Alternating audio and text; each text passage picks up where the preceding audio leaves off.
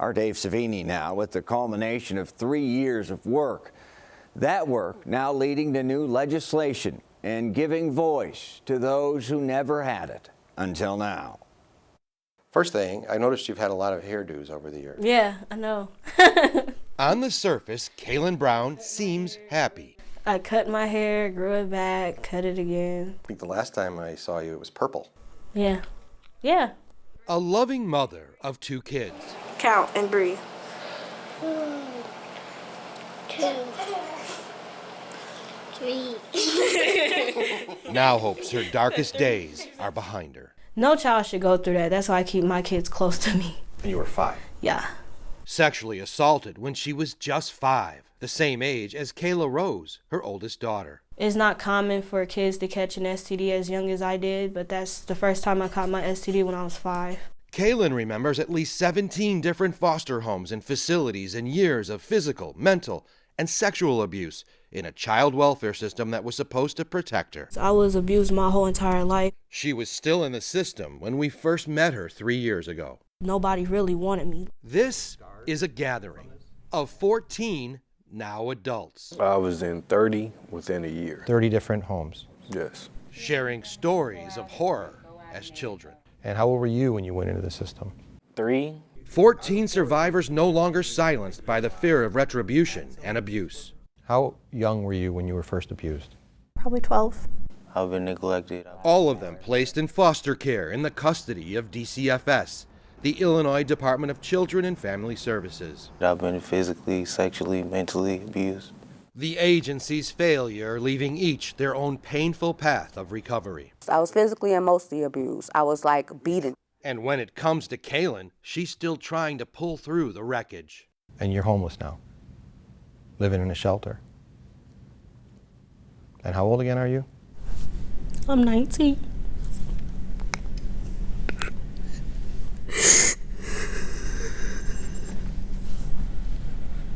Another time that haunts her as a child is when 2 adult males from one of her foster families stole the Girl Scout cookie money she raised. All of it. I had like over $600 that I sold for cookies. And you were hoping to get a prize? Yes. Like what could you have won?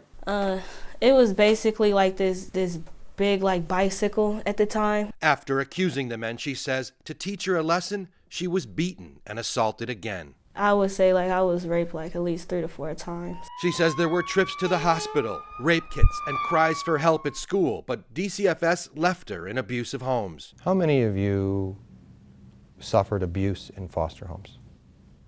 Perhaps more twisted, these survivors say when they reported abuse, they were ignored. And that disturbing proof may be found here, inside this DCFS database. After a long battle, the CBS 2 investigators obtained abuse records from 2016 to 2021.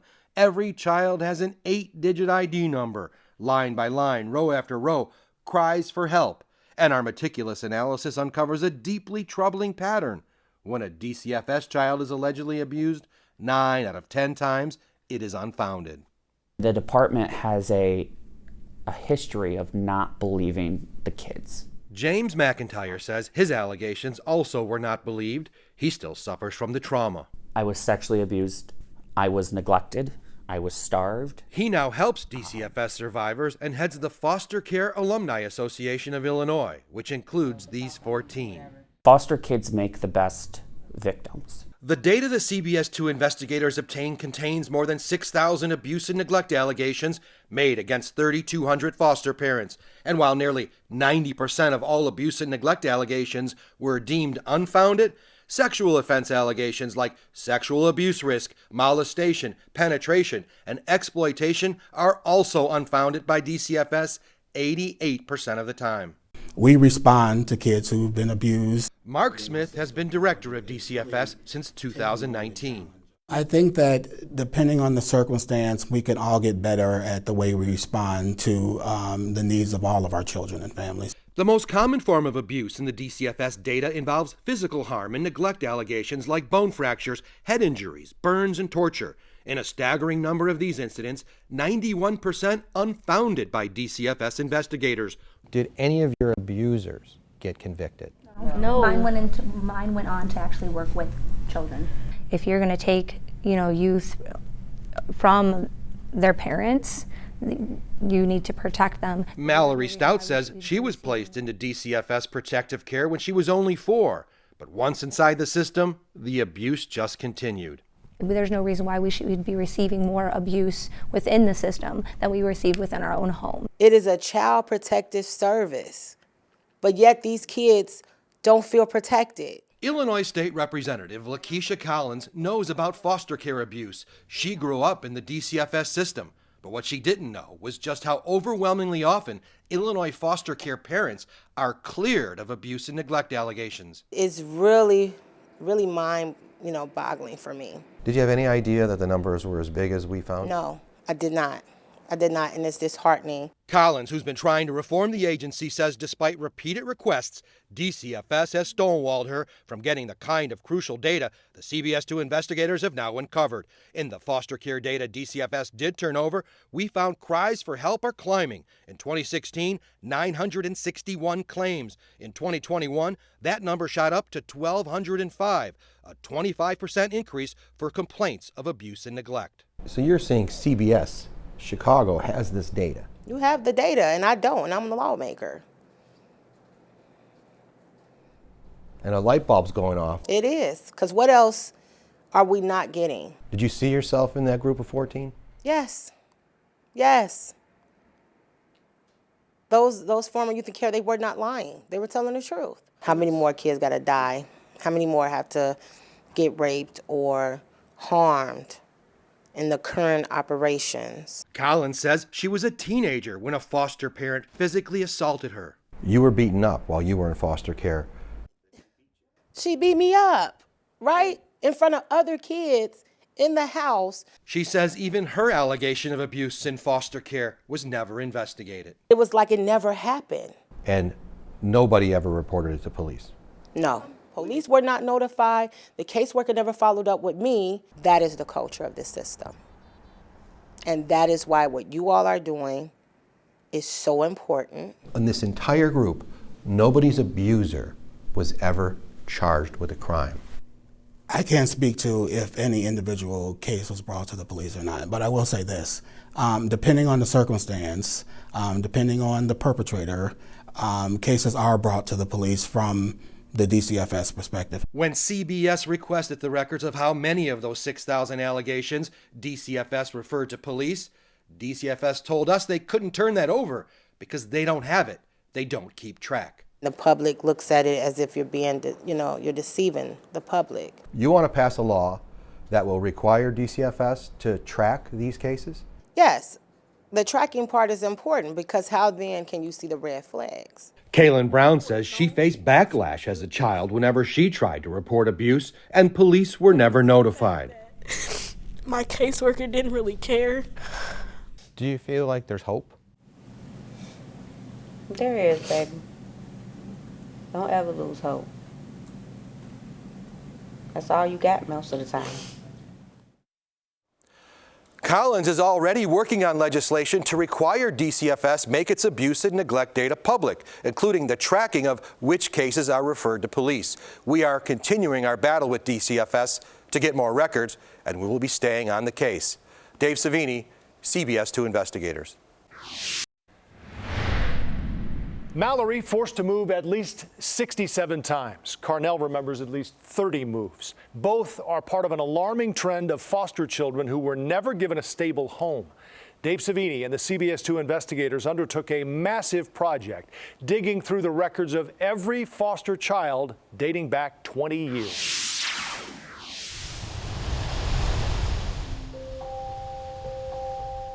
I had lots of bruises and scars. I still have some scars from being a child. The few pictures Mallory Stout has from her childhood don't tell the story of her pain and torture. I was starved. I was locked in a bathroom. I was Locked in a bathroom, how? I was held in a bathtub with a baby gate over it. A baby gate rigged over a bathtub to keep her confined in her own home. I was essentially caged and treated like an animal. What was the triggering event that somebody contacted DCFS and said, I think this child is being abused? I repeatedly would eat out of the garbage can at my daycare because I wasn't getting enough at home. By the age of 4, she was hospitalized. Medical records reveal evidence of abuse and neglect, numerous bruises. She even told staff she was shot by a BB gun. Then taken into protective custody by DCFS, the Illinois Department of Children and Family Services, and sent to a foster family. Everything was safe, everything was stable, everything was good. It was the perfect family. But that foster mom became ill. Mallory had to be removed, and DCFS, the system responsible for her welfare, failed to ever find her a stable home. She's just one of tens of thousands of children we found stuck in a cycle of repeatedly being moved. Just one day, they picked me up from school, and they just dropped me in another place. A pattern began of ripping her away from one placement after another. Often her belongings stuffed in garbage bags as she was shipped to different homes, shelters, facilities, and forced to change schools as she was moved across the state. In the middle of the night, they just dropped me off at a DCFS worker's house. We first met Mallory 4 years ago. There's no reason why we should be receiving more abuse within the system than we receive within our own homes. She's part of a group of 14 DCFS survivors speaking out to try to stop the agency's destructive pattern. Overall, do you know how many? No. Lost count? Pretty much. DCFS records we uncovered reveal she spent 17 years in DCFS and was moved at least 67 times. That's a sad statistic, but it's the norm. I mean, we know that it's the norm. We know that multiple placements are the norm. She says her moves from foster homes to institutions were followed by neglect and more abuse. I'm 36 years old. I have nothing. Leaving a lifelong mark on her. Because being in care, it was wiped away. Slowly, through every placement, something more was gone. And at the end, you have nothing. Mallory's path in the system should have been much different. Back in 1991, at the same time she was first taken into DCFS custody, a federal court ordered DCFS to follow this consent decree. It laid out systemic failures, and DCFS was told to stop the practice of moving children repeatedly. DCFS keeps data on the history of all the children that come into their care, tracking how often they are moved. We found Mallory is far from alone. That's all the kids in care. That's sad. The CBS 2 investigators fought more than a year for that data, and through the Freedom of Information Act, finally obtained it. Because it is so complicated to understand, we created this visualization. And that's you. Yeah. We made a dot for every foster child, about 150,000 in care since the year 2000. We tracked every time they had to pack up and move between foster homes, shelters, group homes, institutions, and hospitals. Every child's name removed and instead assigned an identification number. 1729599. That's Mallory's number, and like her, we found so many children ripped from one place and forced into another. Nearly 62,000 kids. 41% of the children in the system moved 4 times or more. Over 7,000 kids were moved 20 times or more. What about that one? Moved 49 times. We found 927 kids moved 49 times. And sadly, like Mallory, 320 children moved at least 67 times, 44 kids an astounding 100 times. There's this really horrific kind of cycle that goes on. If something is not done to be able to intervene in that, you can have these kids with 20, 30 different placements. Dr. Michael Naylor is a psychiatry professor at the University of Illinois, Chicago. He runs mental health programs through a DCFS contract. There's too few specialized foster homes and therapeutic foster homes. There's too few group homes and residential facilities. He says multiple placement disruptions cause huge trauma. The ones that we see, all of them are carrying scars that they're going to be carrying with them the rest of their lives. Were you ever abused in the system? Oh, yes, plenty of times. Carnell Brown also knows the trauma of moving. How many homes were you in? I'd say about 30. I really moved around a lot. When you go from home to home, does it make it hard to keep relationships? I try not to get too attached to people. I think central to all of the difficulties here are the disruptions in relationships that these kids have. What kind of damage does that do to a child? It does a lot of damage. We found so many children languishing. The data shows more than a third of kids in care, about 53,000, spent 4 or more years in DCFS, and almost 10,000 kids spent a staggering 10 years or longer stuck in the DCFS system. Carnell spent 15 years in DCFS, and the data shows he's got plenty of company. At least 2,500 kids did the same. Have you lost friendships over that? Oh yeah, a lot of friends. I have no one that I can really call my friend. Mallory still struggles with the abuse she suffered too. In one home, when she was 9, she was severely punished for wetting the bed. They removed my bed and made me sleep on the bars of the bunk bed. She was then beaten, and a special friendship bracelet was ripped off her ankle. It was made by a friend Mallory had to leave during one of her 67 moves. Something that small can mean a lot. Bracelet kind of represented a lot of things. Yeah. But it's honestly, it's just, it's the cost of being in care. Mallory now has 3 children of her own. Her biggest fear, one of them becoming another dot. So those dots on the map mean something. Yeah. They're a person, they're a life. There's a whole history behind each of those dots. All of those are one of me. On average, kids in other states get out of the foster care system in about 15 months. But the DCFS data shows Illinois kids spend more than double that amount of time. Dave Savini, CBS 2 Investigators. DCFS has not responded to our findings.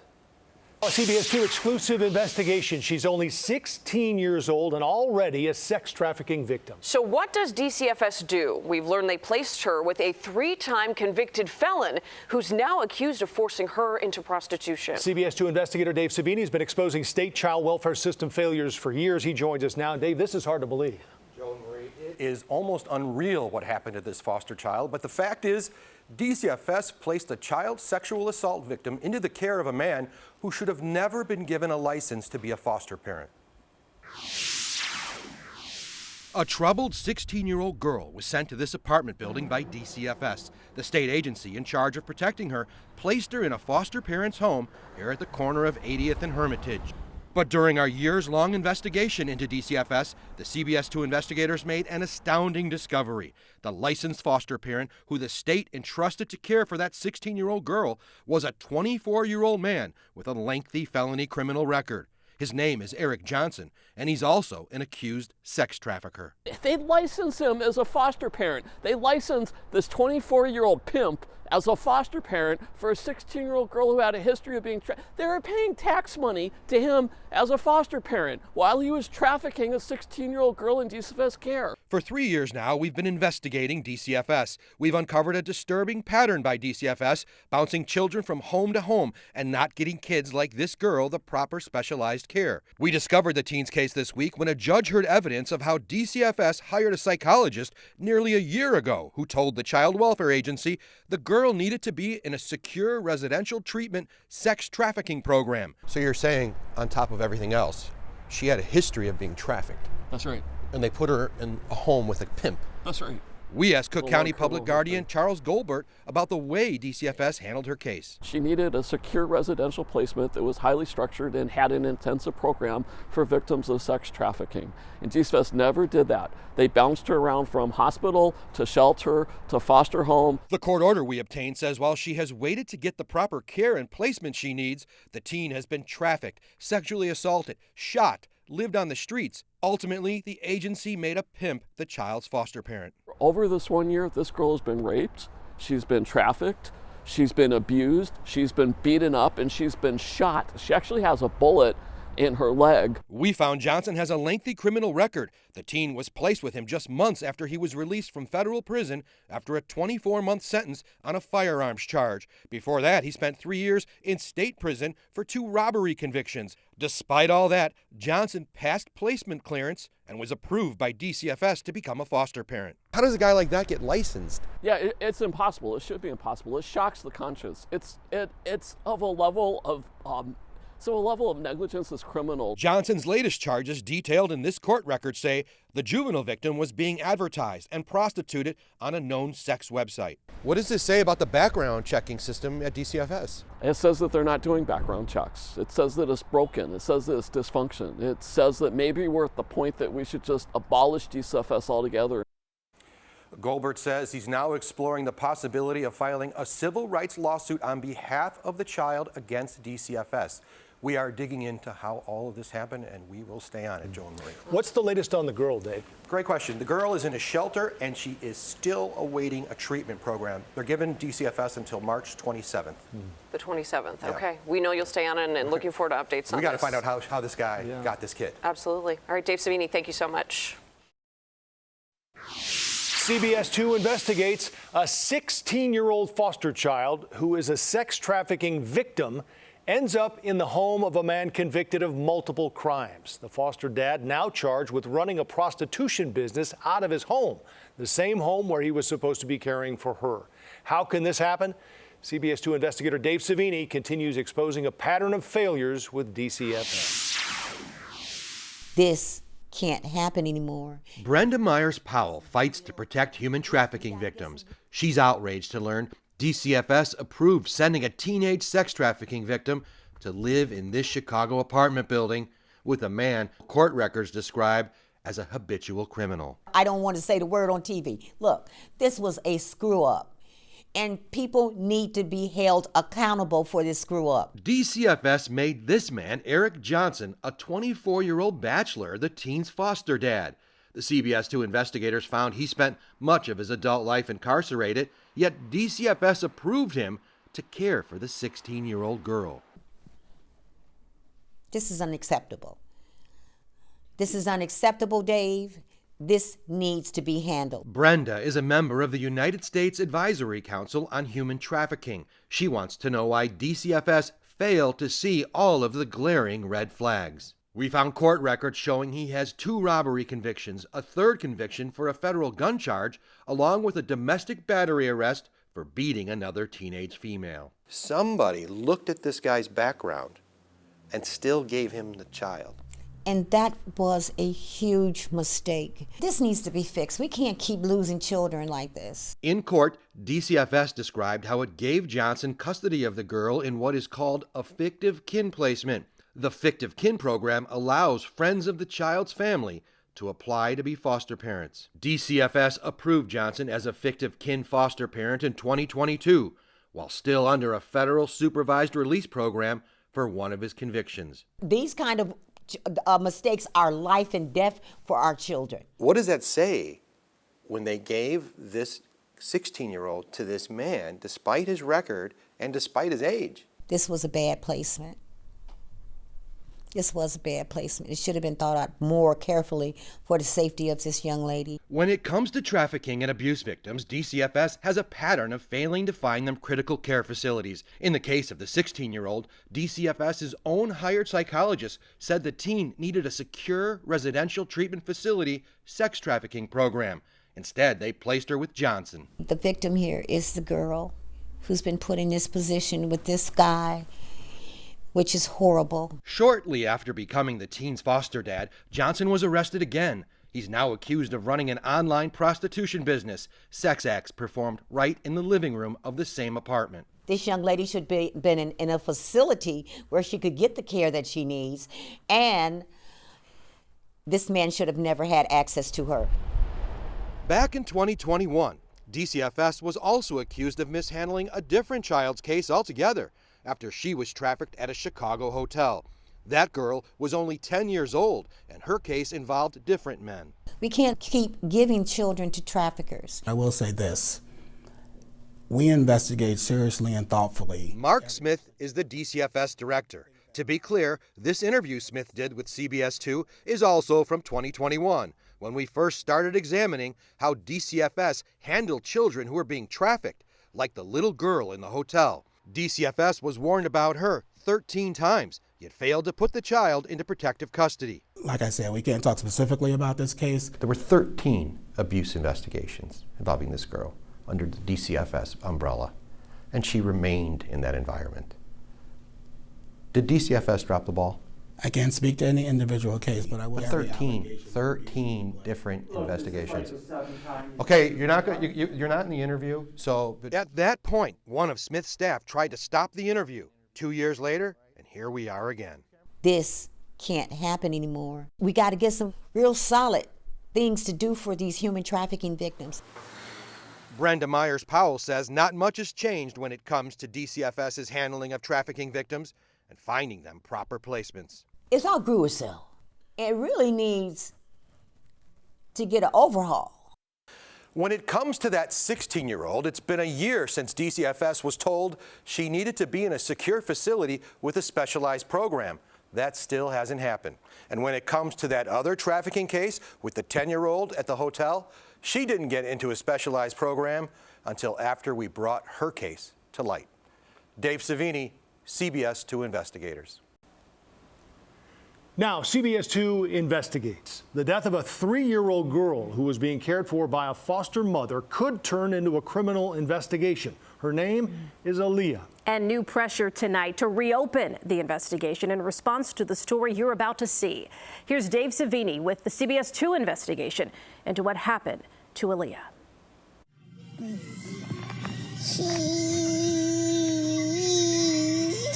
The little girl behind this adorable smile is Aaliyah Banga. Born with a bad heart, Aaliyah's life was a difficult one. She was just 1.5 when she underwent a heart transplant. It should have been the beginning of a new, healthy life, but Aaliyah needed more help. Her biological mom couldn't care for her, and her mom asked DCFS to find her a safe home. Aaliyah came to me as a baby when she was 1. DCFS gave custody of Aaliyah to this foster mother, Karen Castleberry. And I kind of fell in love with her. She was a bubbly, smiling little girl. She had been through so much. She was even featured in a promotional video for a hospital. Castleberry is what DCFS calls a specialized foster mother trained to take in children with special medical needs. Dr. Farn, we got a doctor's visit. She had already fostered another child who had a transplant and also needed the same medicine as Aaliyah.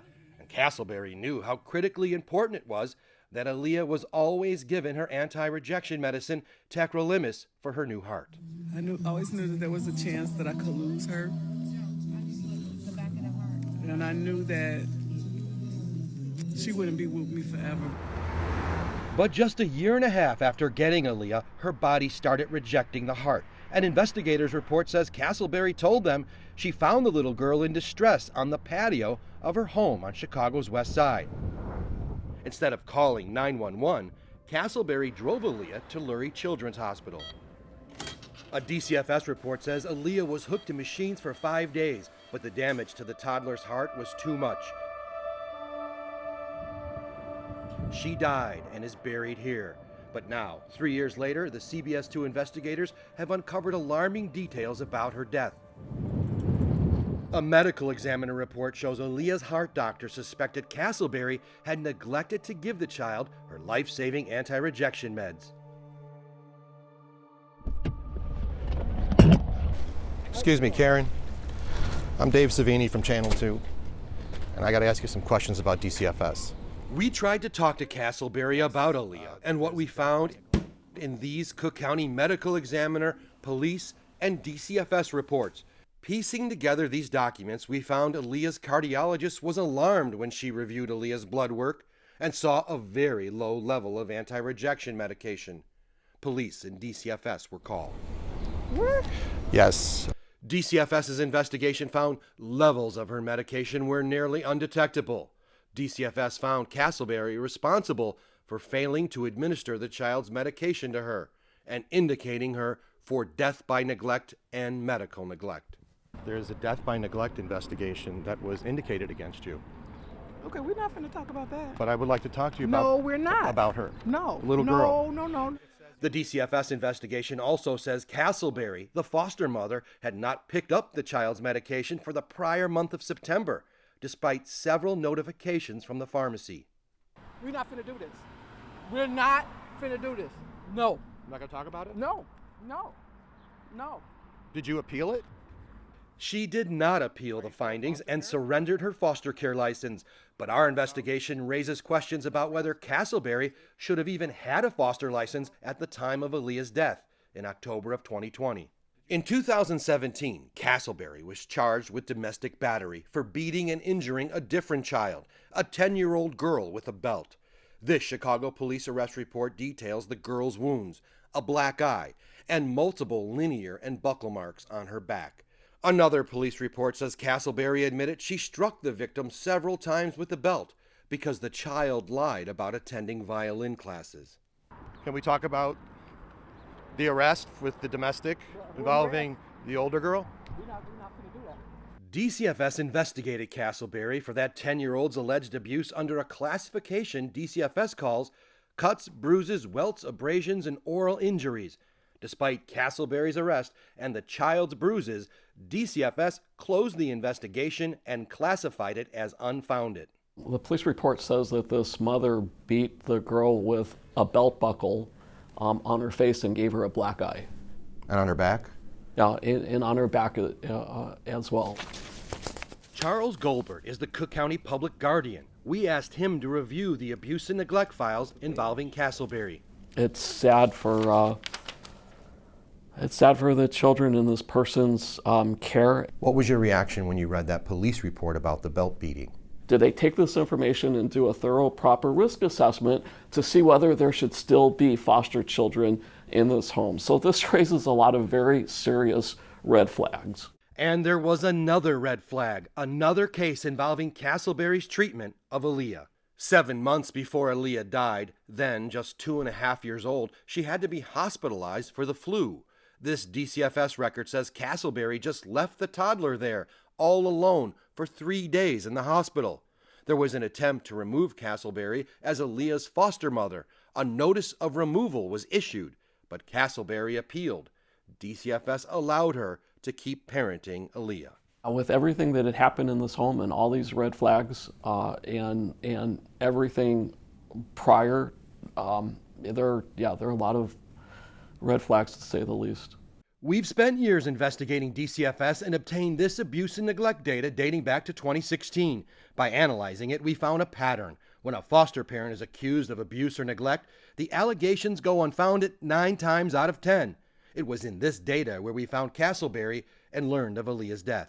This is a case that was buried in their records, that we wouldn't have known about had we not done the data investigation. Does this make you wonder how many more are out there? Oh, of course, absolutely. It says you didn't give her medicine. That's not true. Back in 2020, when Aaliyah died, Chicago police also opened an investigation into her death. But what happened to that investigation is unclear, except that it was closed. There were no criminal charges. And not picking up a medicine from a pharmacy for over a month would be critical. Yeah, that would be medical neglect, absolutely. I have the death investigation right here. Now, after our investigation, DCFS is requesting Chicago police reopen a criminal case into what happened to Aaliyah Banca. As the Cook County Public Guardian, you also want the police to reopen this case? Yeah, absolutely, yes. Do you have anything to say about that at all?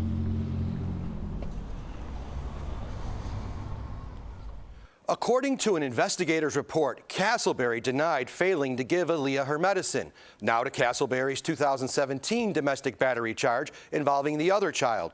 Court records show a motion to, quote, present proof of anger management. Then the charge was dropped. DCFS says it will assist the Chicago Police Department if it reopens Aaliyah's death case. We will stay on it. Dave Savini, CBS 2 Investigators. A CBS 2 investigation into this little girl's death has led to police opening a criminal investigation. In May, our team investigated what happened to Aaliyah. The 3-year-old died while living with a foster mother accused of abuse and neglect. CBS 2 investigator Dave Savini is here with the breaking developments. Dave? Jim and Erica, following our investigation, Chicago police have now launched a probe into this toddler's death. It was originally ruled death by natural causes, but a DCFS investigation found Aaliyah's foster mother committed medical neglect. Excuse me, Karen. I got to ask you some questions about DCFS. What? Yes. DCFS entrusted Karen Castleberry to foster this toddler, Aaliyah Banka. The 3-year-old died in 2020, and after an investigation, DCFS held Castleberry responsible for death by neglect and medical neglect for failing to administer the child's medication to her. There's a death by neglect investigation that was indicated against you.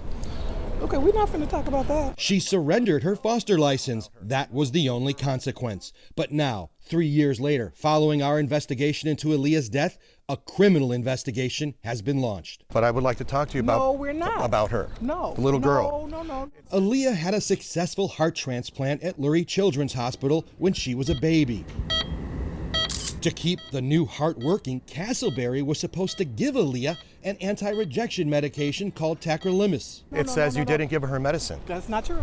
Aaliyah ultimately died of organ failure. In this death investigation report, it says her cardiologist was alarmed and the doctor suspected neglect on Castleberry's part for not giving the child her anti-rejection drugs. I have the death investigation right here. No. Sources with direct knowledge of the case tell us Chicago police detectives are now requesting all of Aaliyah's medical records.